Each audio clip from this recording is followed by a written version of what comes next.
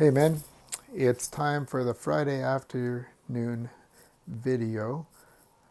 It's April 9th, and what I want to talk about this Friday is the notion that since we had an outdoor meeting this week, the notion that we can have more outdoor meetings, and the notion that this division can become, um, I think the term was, we talked about it at the core team meeting this week, the term was, a COVID compliant division, or essentially the idea is that we're going to become experts at being COVID compliant and still be able to meet face to face somehow.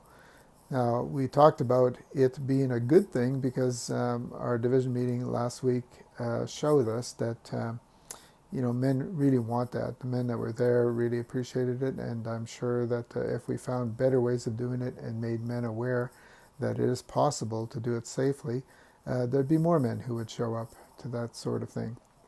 So I kind of think that men want this, but I'd like you to show up on Marco Polo. I'm going to post this video on Marco Polo, and if I can. If I can't, either way, I'd like to show up on Marco Polo and give us suggestions. What do you think we can do?